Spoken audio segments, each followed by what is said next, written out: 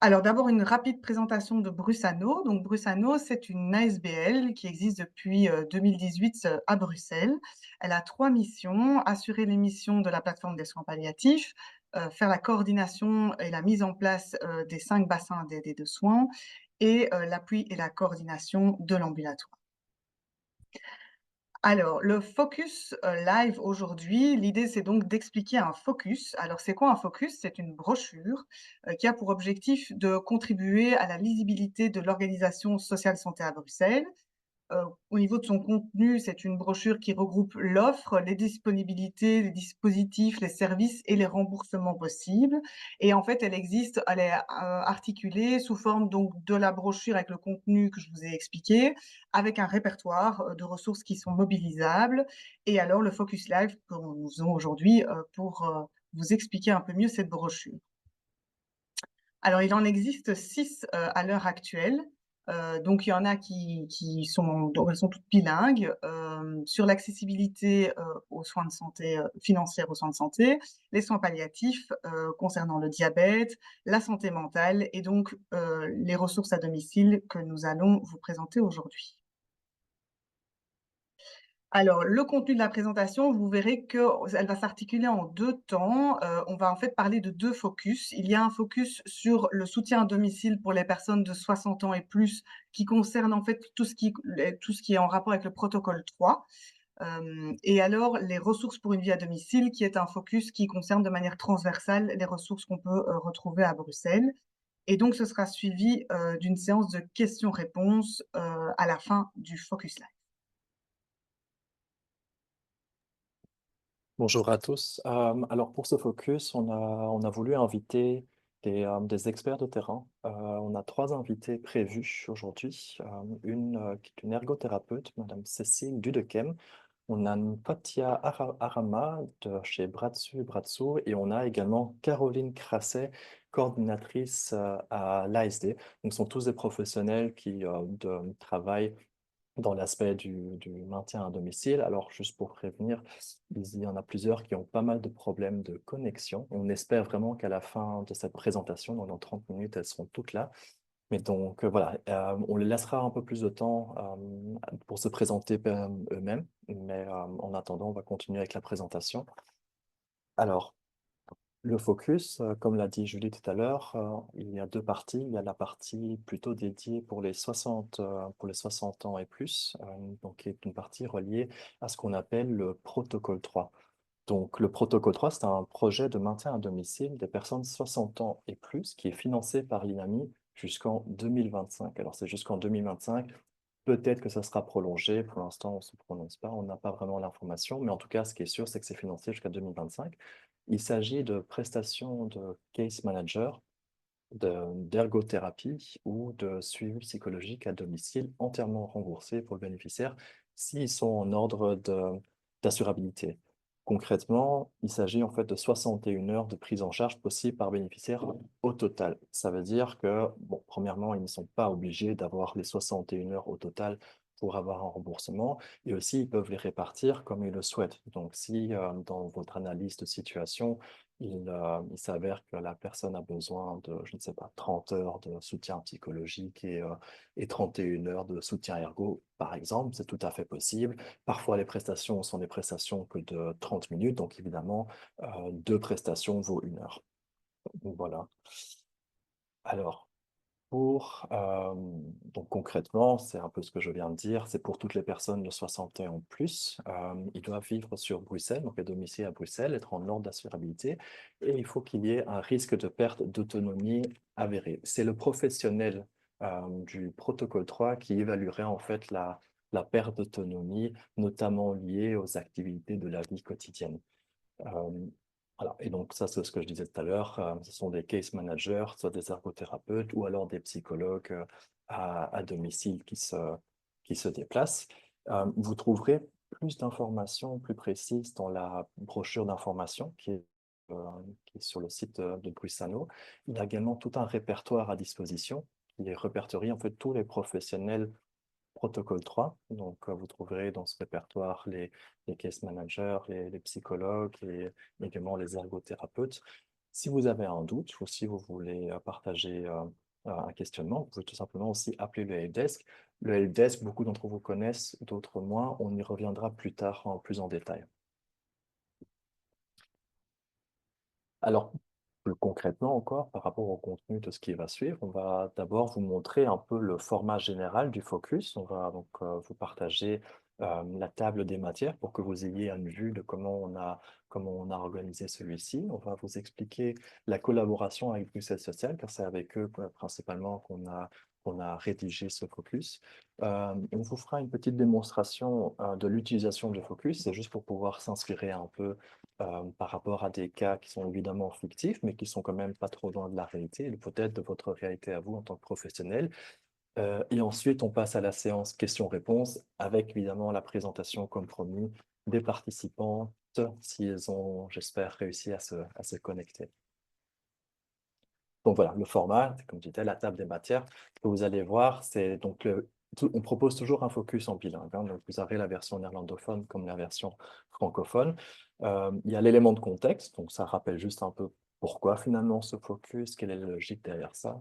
Euh, et aussi les ressources. Alors les ressources, c'est principalement ce qui nous intéresse aujourd'hui, ce qui nous intéresse dans ce focus. Et là-dedans, vous allez retrouver toutes les différentes pistes qui peuvent, euh, qui peuvent vous aider en tant que professionnel à trouver des solutions de maintien à domicile. Donc il y a des sous-chapitres le soin, le logement, la sécurité, l'aide à la vie quotidienne. Ce sont des chapitres qu'on a pensés transversaux. Pour vraiment que ça puisse toucher un maximum de disciplines et aussi qui est une logique avec le site de Bruxelles Social pour qu'on s'y retrouve quand même dans les catégories, parce que s'il y a des catégories différentes, évidemment, on risque de ne plus s'y retrouver. Alors, par la suite, il y a aussi un chapitre pour aller plus loin. Voilà, on vous le montrera plus en détail tout à l'heure, mais tout n'est pas dans le focus. Il y a des éléments que vous pourrez trouver suite plutôt à des lignes téléphoniques, par exemple. Mais ça, je ne vais pas trop m'attarder dessus, parce que ça, on vous remontrera en détail par la suite.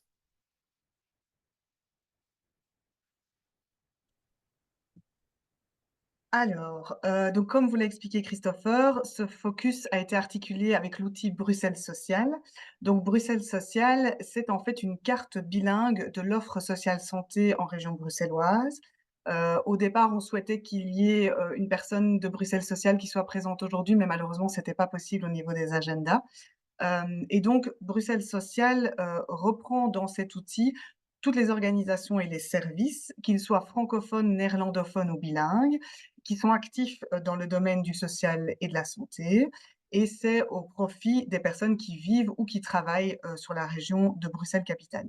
Alors, il faut savoir qu'il y a certaines catégories qui ne sont pas reprises dans Bruxelles Social, mais Bruxelles Social peut renvoyer vers des sites de référence. Donc si vous ne trouvez pas une information dont vous auriez besoin, n'hésitez pas à les contacter par mail pour leur demander si éventuellement ils ont une autre ressource à vous référer. Alors, il y a donc, comme je vous disais, certaines données qui ne sont pas reprises. Les indépendants, les prestataires indépendants, par exemple, ne sont pas répertoriés dans cet outil. Les regroupements d'indépendants, même lorsqu'ils sont repris sous forme d'une ASBL, les établissements sportifs ou culturels qui sont sans lien avec le social ou la santé, et les établissements de l'enseignement. Donc, ça n'est pas repris. Maintenant, il existe d'autres sources de données au niveau de l'offre et donc à ce moment-là, n'hésitez pas encore une fois à contacter Bruxelles Social si vous en avez besoin. Nous vous avons ici repris des téléchargements pour vous montrer qu'en fait, il existe plein de PDF pour mieux vous expliquer cet outil et comment éventuellement accéder à l'information de manière plus rapide via leur site. Donc n'hésitez pas non plus à aller les consulter. Et ici, vous avez l'exemple de la page d'accueil qui montre effectivement qu'on peut faire une recherche par différentes portes d'entrée. Mais vous allez voir que cette page est à terme va évoluer. Alors, pourquoi est-ce qu'on a choisi cette collaboration avec Bruxelles Social dans le cadre de ce focus? C'est d'abord parce qu'il y a une expertise de cet outil. Il existe depuis maintenant longtemps. Il a eu différentes versions du site, qui ont été, effectuées, dont une maintenant qui est en cours. Donc il y a une nouvelle plateforme qui va sortir en 2025. L'idée étant de rendre cet outil de plus en plus accessible à tous les professionnels du social et de la santé et de faire des recherches de plus en plus pratico-pratique. Également par rapport à la mise à jour des données de cet outil qui est fait en temps réel, et où vous pouvez également contribuer. Donc n'hésitez pas, si vous voyez qu'il y a une donnée qui n'est manquante, qui n'est plus à jour, ou qui est, obsolète, de leur envoyer un mail pour leur signaler et à ce moment-là, ils adaptent. Comme maintenant, ils sont occupés à travailler sur la nouvelle plateforme, ça risque peut-être, de prendre un petit peu de temps, mais en tout cas, ils sont toujours demandeurs, de mise à jour venant de votre part, n'hésitez pas. Et alors, ils fournissent également une formation gratuite, pour les professionnels afin de mieux maîtriser l'outil. Vous pouvez demander, cette formation via soit leur adresse mail, soit via un des bassins, de Bruxelles, qui est donc une des antennes de Brusano. Donc n'hésitez pas, à les contacter. Cette formation est intéressante et vous permet de mieux comprendre l'outil. Moi, je l'ai suivi et ça m'a permis quand même de mieux maîtriser certaines choses.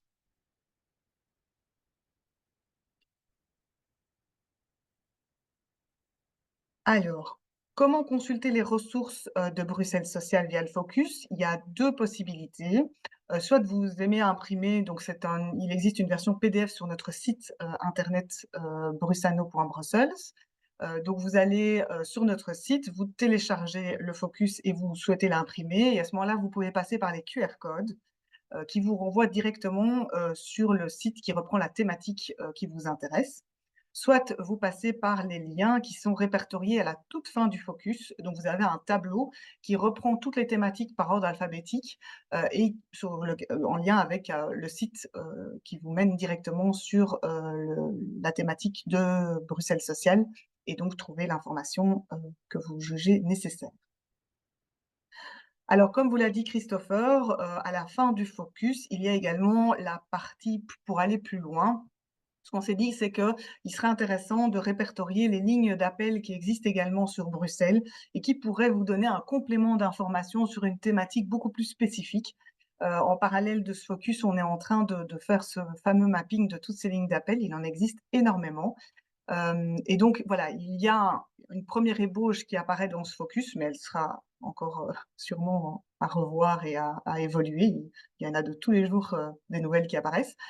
Donc voilà, donc n'hésitez pas non plus à les contacter. Ces lignes sont, dédiées aux professionnels et également, aux bénéficiaires, et où. Donc c'est un petit peu à voir en fonction, de vos besoins.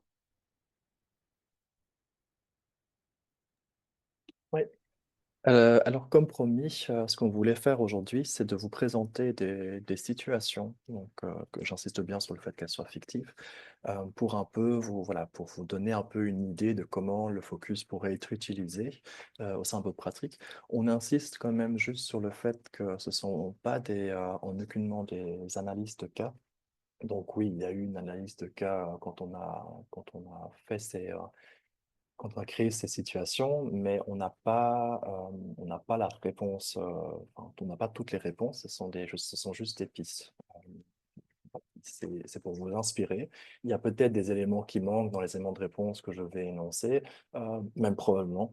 Euh, il y a des éléments de réflexion aussi qui manquent, parce que souvent les suivis que vous faites sont longs, et prennent du temps et évoluent au cours du temps. Là, évidemment, dans le cadre d'une présentation de 10 minutes, on ne pourra pas montrer toute l'ampleur du travail que vous faites. On est évidemment aussi ouvert à recevoir des informations de votre part pour compléter le focus. Donc, si vous avez des éléments qui vous semblent manquer dans le focus ou dans ce que je présente, contactez-nous. Le focus, le but, c'est qu'il soit mis à jour quand même tous les ans pour qu'il représente la réalité du terrain et qu'il soit tout simplement d'actualité. Et il y aura une publication de la vidéo en ligne. Donc, si vous êtes enregistré, vous recevrez un lien vers l'enregistrement. Donc, vous pouvez aussi voilà, revoir tout ce qui a été dit si peut-être on a été un peu trop vite sur certains éléments, ou que voilà, vous n'avez pas pu assister à toute la présentation. Donc, je vais tout de suite commencer par les situations. Donc, j'insiste de nouveau bien que ce sont des situations fictives. Je vais les lire très rapidement, puis je vais vous partager un peu comment le focus peut être utilisé. La toute première situation, c'est on a un adulte qui prépare sa sortie d'hôpital suite à un grave accident au travail. En plus des besoins essentiels à couvrir, monsieur présente une situation juridique complexe et aussi des douleurs pour couronner le tout, des douleurs dentaires. Alors ici, il y a plusieurs éléments qu'on pourrait identifier dans ce gros résumé de situation. Il y a la question d'aide juridique, parce que je vous ai parlé de la situation juridique, il y a la situation de besoins essentiels, il y a la besoin des droits sport sociaux. Ce que je veux dire, c'est que toutes les catégories que vous voyez à l'écran, qui sont donc en gras, donc aide juridique, coordination des dossiers, sont toutes des catégories qui sont telles quelles dans le répertoire. Donc vous pouvez aller dans le répertoire et vous dire, bah, tiens, d'abord, moi, j'aimerais bien travailler sur l'aspect essentiel. Il faut prioriser les actions. Et vous dites, voilà, ce monsieur, il est très fragile, il va avoir besoin d'aide infirmière, il va avoir besoin d'aide ménagère, de repas, il ne peut plus cuisiner lui-même, peut-être probablement de la kiné aussi. Donc ça, ce sont vraiment des besoins qui ne peuvent pas trop attendre et qui prennent quand même beaucoup d'énergie à mettre en place. Quand vous regardez dans le focus, vous pourrez voilà, être orienté vers, vous dire que vous allez vous orienter vers une coordination d'aide et de soins. Je ne vais pas trop rentrer dans le détail pour le moment parce que j'ai toujours espérance qu'on a une intervenante après qui pourrait peut-être vous expliquer si ça vous intéresse exactement ce qu'ils en font, mais en tout cas, ils pourraient mettre très rapidement en place par exemple une aide ménagère, une infirmière, enfin tout ce que je viens de vous dire. Ça peut aller effectivement très très vite. Ensuite, il y a d'autres éléments. Il y a aussi l'aspect d'aide juridique où là, bon, monsieur, il est toujours, ou madame, parce que je parle d'un adulte, pardon, voilà, il est très fragile, il ne peut pas sortir de son domicile, mais mine de rien, il y a une situation juridique, notamment liée avec son employeur, qui est assez complexe. Qu'est-ce qu'on fait? Eh ben, il existe des solutions d'aide juridique à distance, en tout cas pour avoir une première orientation. Donc, si vous allez dans le focus, dans la section aide juridique, vous pourrez trouver des contacts. Pareil pour les soins dentaires, on y pense un peu moins, mais il existe effectivement des soins dentaires, donc des dentistes qui se rendent à domicile pour les urgences dentaires, voilà, pour aider la personne. Ensuite, on a voulu mettre les transports sociaux parce que la situation peut évoluer et à un moment donné, la personne pourrait être plus en capacité de se déplacer et a besoin de plus de soutien par rapport à sa situation. Le conseil par téléphone, ce n'est plus suffisant. Oui, il y a l'aspect de sécurité avec l'infirmière, les cliniques qui est couvert, mais il doit se rendre vers un cabinet pour des examens ou il doit se rendre vers un cabinet d'avocats. Comment est-ce qu'il s'y déplace? Eh ben, il faut après vous donner des pistes de numéros de téléphone, de transports sociaux voilà, qui pourraient aider monsieur dans sa situation. Voilà, ça c'est en gros résumé ce qu'on pourrait envisager. Une deuxième situation ici, c'est une jeune maman qui vit seule et qui a récemment accouché d'un enfant, d'un petit garçon qui souffre malheureusement d'une pathologie sévère. De plus, madame a aussi des difficultés administratives et des difficultés financières qui complexifient sa situation. Même réflexe, on regarde un peu ce que le Focus propose. Il y a des chapitres comme aide à la vie quotidienne voilà, qui répertorient certaines solutions. Et dans ce chapitre, notamment d'aide à la vie quotidienne, on voit un petit sous-chapitre où il y a écrit aide pour l'enfant, donc pour l'enfant malade. Donc on pourrait se dire, tiens, c'est vrai que ça serait intéressant quand même de voir qu'est-ce qui pourrait exister sur le réseau bruxellois qui peut aider cet enfant au cas où madame n'a pas eu les informations nécessaires, que ce soit par l'hôpital ou par son médecin traitant, ou peu importe, par les professionnels de son entourage. Euh, donc là, on pourrait trouver des gares malades. Peut-être vous en avez entendu parler, il en existe plusieurs, mais on pourrait aussi se tourner vers d'autres solutions qui sont un peu moins connues, comme par exemple des centres de jour, mais qui sont dédiés pour les enfants. Ça pourrait être, en tout cas, que ce soit temporairement, une bonne solution.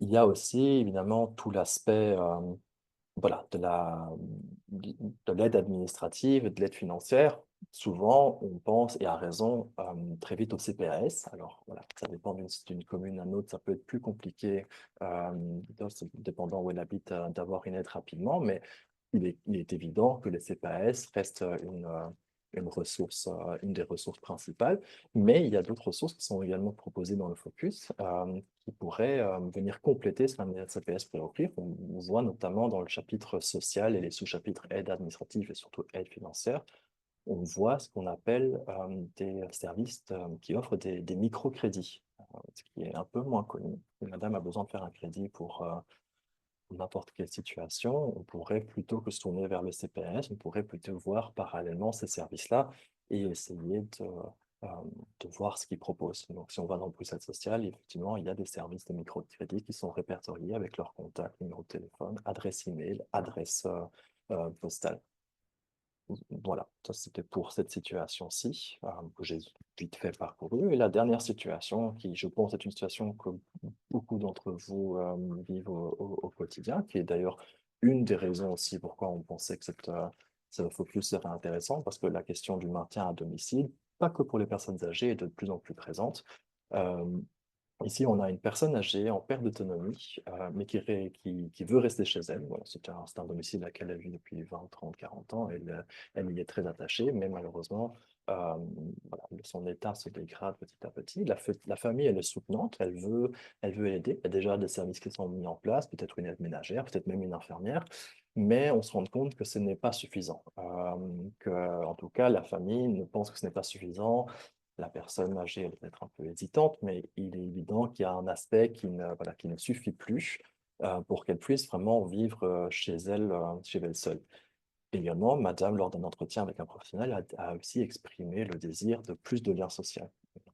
Ici, quand on regarde cette situation, on pourrait se dire plusieurs éléments. On pourrait peut-être d'abord, un peu comme la première situation, essayer de prioriser et dire, bon, d'accord, voyons avoir au niveau de la sécurité. Qu'est-ce qu'on peut faire au niveau de la sécurité? Il y a ce qu'on appelle le téléaccueil. Donc, il y a un chapitre à sécurité qui pourrait vous référer vers le téléaccueil, peut-être que vous le connaissez. Mais il y a aussi d'autres situations qui sont plutôt liées à la domotique, qui est beaucoup moins connue. Et la domotique, là, on parle plutôt de système d'automatisation du domicile, que ce soit pour le confort, la communication, la consommation d'énergie. Donc ça, c'est vraiment aussi super intéressant à voir en parallèle et donc à regarder. Il y a le protocole 3 aussi, on l'avait mentionné au tout début, hein, donc toute personne plus de 60 ans, domicile à Bruxelles, avoir des services comme un ergo, ça pourrait être tout à fait intéressant aussi. On a un sous-chapitre plutôt lié aux aidants proches. Donc là, j'avais parlé que c'est la famille qui s'inquiète. Ah ben, il y a des choses qui peuvent être mises en place pour les aidants proches. Donc, comme ça, vous pouvez aller vérifier. Et pareil pour l'animation et le logement, il y a des sous-chapitres typiques, spécifiquement dédiés à cela. Et donc, quand on discute un peu avec madame, quand on fait des projets de vie, on pourrait, une fois que l'aspect sécuritaire peut-être a été mis en place, on pourrait tout à fait penser à, à proposer, si madame a le souhait, une initiation d'habitation intergénérationnelle, comme elle veut plus de lien social et que c'est quelque chose qui l'intéresse. Voilà, ce sont toutes des discussions que vous pouvez avoir avec votre bénéficiaire, mais le focus pourrait en tout cas vous donner quelques pistes par rapport à ces questions-là.